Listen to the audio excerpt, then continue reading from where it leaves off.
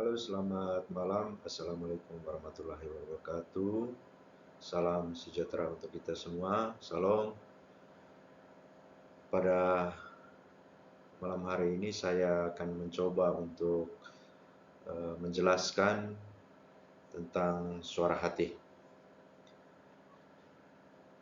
Dari topik suara hati ini yang harus dicapai oleh siswa, yang pertama,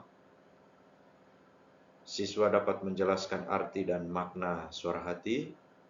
Yang kedua, siswa dapat menyebutkan faktor-faktor penyebab tumpulnya suara hati. Yang ketiga, siswa dapat menjelaskan usaha dan kegiatan untuk mengembangkan suara hati. Yang keempat, siswa dapat menjelaskan pandangan gereja tentang suara hati.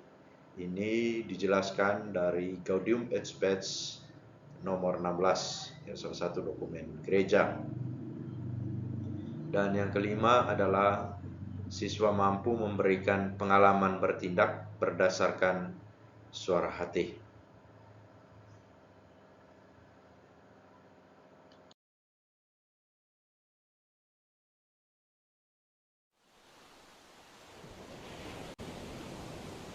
Baik, apa saja yang harus kita pelajari dalam suara hati? Yang pertama, kita harus tahu arti suara hati.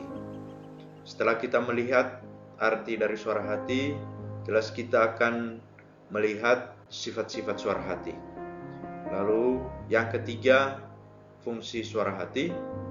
Kemudian yang keempat, bagaimana cara kerja dari suara hati. Yang kelima, kita melihat suara hati yang tumpul atau keliru itu seperti apa. Lalu kita mendalami contoh-contoh suara hati yang keliru itu seperti apa. Kemudian yang berikut, pembinaan suara hati. Lalu yang terakhir, bagaimana pandangan Gereja Katolik dalam Gaudium et Spes nomor 16 tadi tentang suara hati itu sendiri.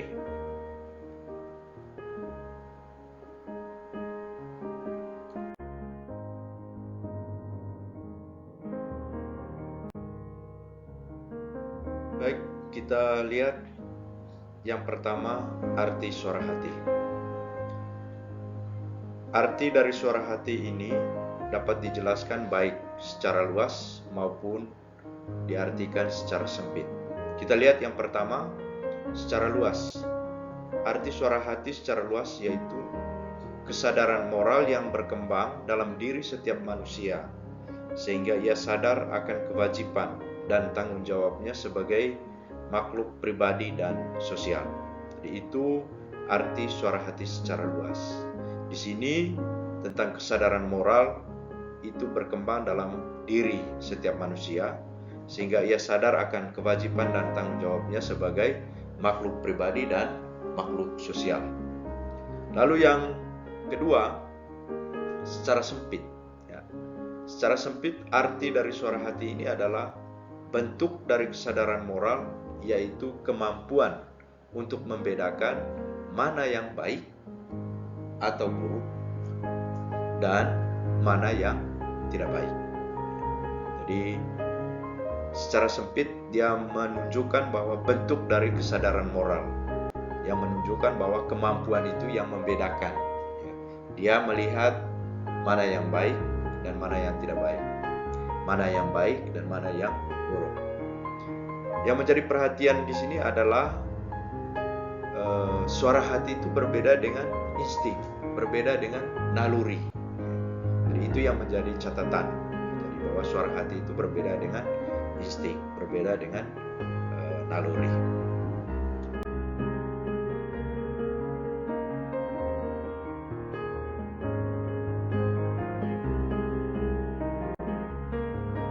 Baik, siswa-siswi yang saya kasihi, yang berikut kita lihat sifat-sifat suara hati.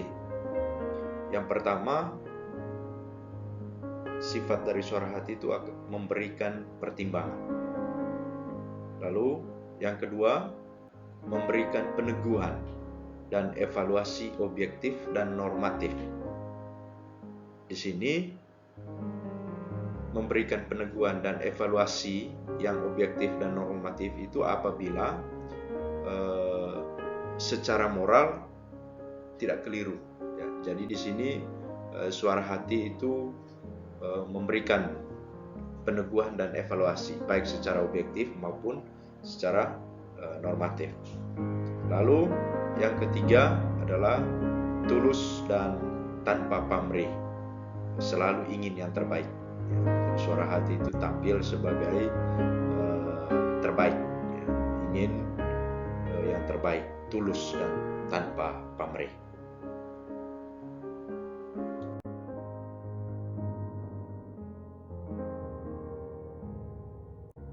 Baik, kita lanjut ke fungsi suara hati.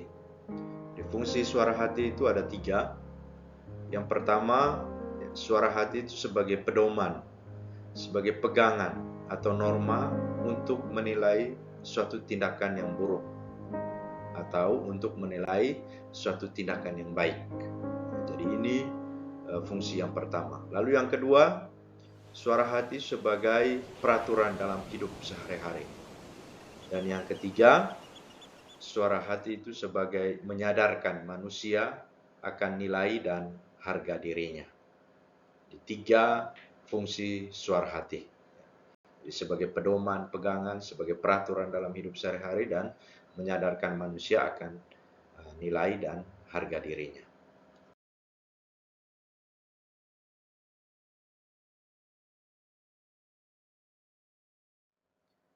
Ya, kemudian kita melihat cara kerja suara hati.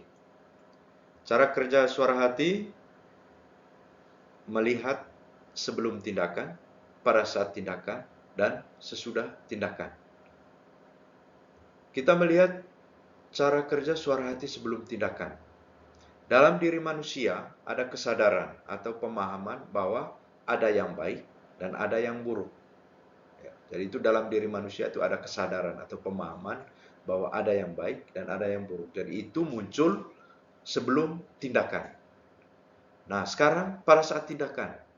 Pada saat tindakan, suara hati akan menyuruh bila tindakan itu baik dan akan melarang bila tindakan itu jahat. Ya. Jadi suara hati itu muncul pada saat tindakan, dia akan menyuruh bila tindakan itu baik dan akan melarang bila tindakan itu jahat. Lalu sesudah tindakan. Sesudah tindakan, cara kerja dari suara hati akan memuji bila tindakan itu baik dan akan menyalahkan bila tindakan itu buruk atau jahat. Maka manusia atau kita akan timbul rasa sesal atau gelisah. Apabila kita sudah melakukan tindakan, ya, sudah melakukan tindakan dan itu salah, itu buruk, maka ada rasa sesal, ada rasa gelisah dalam diri kita sebagai manusia. Jadi itu 3 cara kerja dari suara hati. Ya, setelah kita melihat cara kerja dari suara hati, jadi ada 3 tindakan itu tadi, ya, sebelum, pada saat, dan sesudah, ya, cara kerja dari suara hati. Jadi dengan demikian, jadi suara hati itu akan muncul sebagai yang pertama itu sebagai petunjuk, itu yang disebut dengan indeks. Kemudian suara hati itu sebagai hakim, itu yang disebut dengan iudex. Dan yang ketiga, suara hati itu sebagai penghukum, findex. Jadi suara hati itu akan muncul sebagai petunjuk, sebagai hakim, dan sebagai penghukum, ya, sesuai dengan cara kerja dari suara hati tadi itu.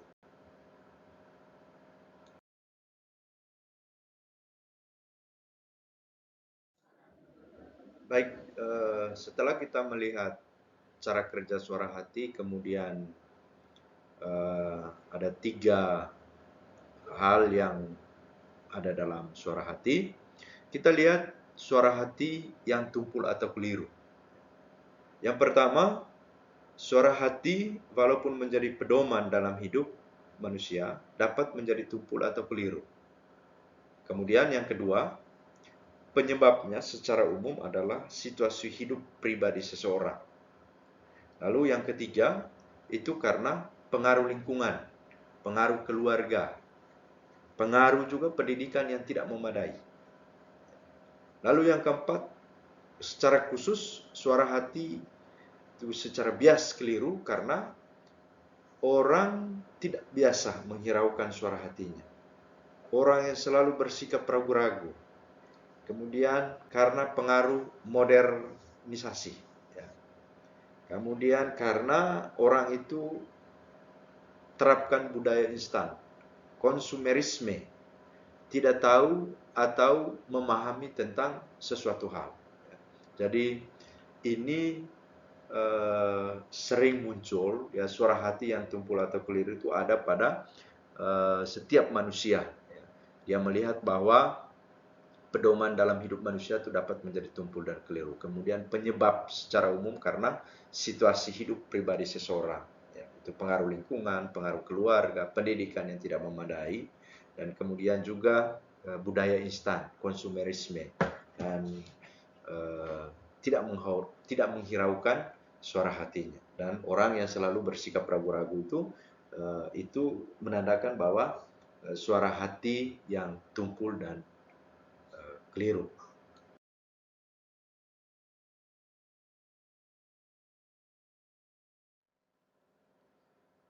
Selanjutnya kita melihat contoh suara hati yang keliru. Suara hati yang keliru itu dapat dilihat melalui kehidupan setiap hari, ya, setiap manusia. Yang pertama, kebiasaan menyontek. Ya. Kebiasaan menyontek itu kan suara hati yang keliru. Kalau ada siswa-siswi yang biasa menyontek, itu berarti suara hati yang keliru. Lalu yang kedua, pergaulan bebas. Ya. Itu contoh suara hati yang keliru. Kemudian yang ketiga, kebiasaan KKN, korupsi, kolusi, dan nepotisme. Lalu yang keempat, kebencian ya, antara suku, agama, ras, dan budaya. Lalu yang keempat, ya, yang suara hati yang keliru itu karena egoisme, ya, mementingkan diri sendiri. Lalu yang terakhir itu adalah gengsi. Ya. Kalau siswa-siswi menunjukkan ada rasa gengsi, itu berarti masuk dalam contoh hati yang keliru. Ada 5 contoh dan masih banyak contoh-contoh lain yang menunjukkan bahwa suara hati itu yang keliru.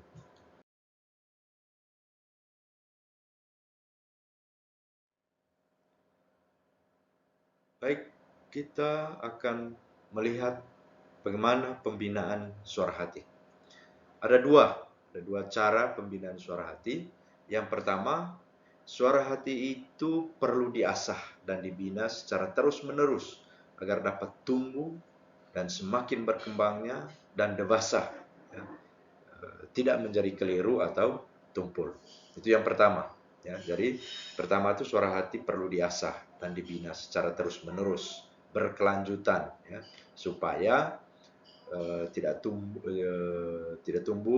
ya, atau agar dapat tumbuh dan berkembang menjadi dewasa. Di sini supaya tidak muncul suara hati yang keliru dan tumbuh. Cara yang kedua adalah cara membina suara hati itu dengan bersikap terbuka, selalu berbuat mengikuti suara hati. Jadi jangan selalu menutupi diri. Jadi di sini membina suara hati itu bersikap terbuka, selalu berbuat mengikuti suara hati.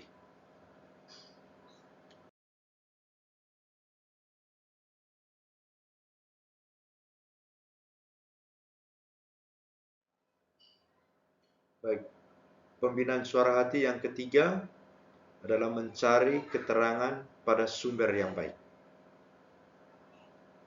Pembinaan suara hati yang ketiga adalah mencari keterangan pada sumber yang baik.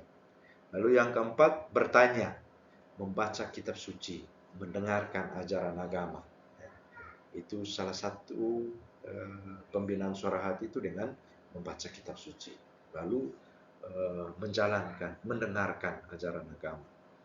Lalu yang terakhir adalah pembinaan suara hati dengan cara mengikuti kegiatan rohani. Introspeksi diri, meneliti batin. Bisa kegiatan-kegiatan rohani itu bisa melalui retret ya, dan lain sebagainya yang pasti mengikuti kegiatan-kegiatan rohani. Ya, dengan mengikuti kegiatan-kegiatan rohani itu dapat membina suara hati.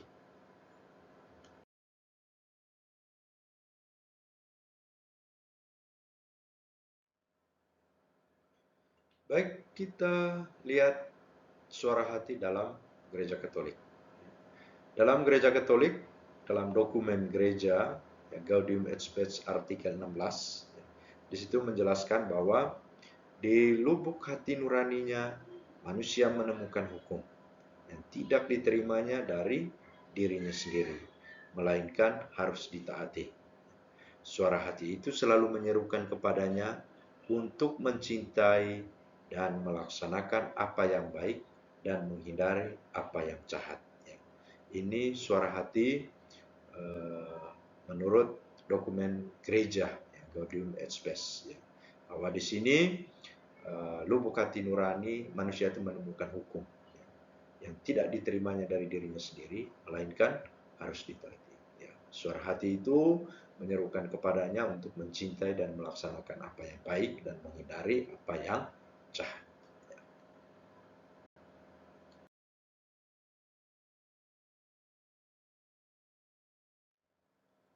Masih dalam Gaudium et Spes nomor 16 bahwa suara hati dalam gereja Katolik.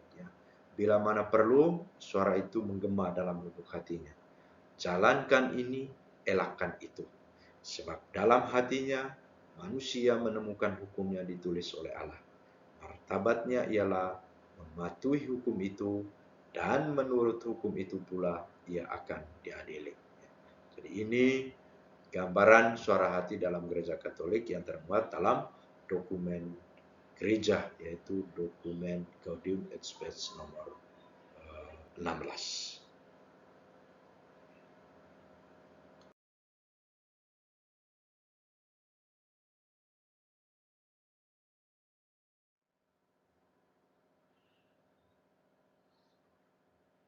Terima kasih, Tuhan memberkati.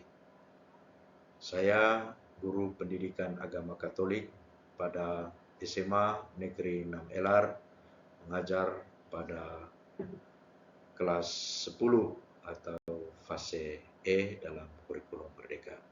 Terima kasih dan sampai jumpa di video pembelajaran berikutnya.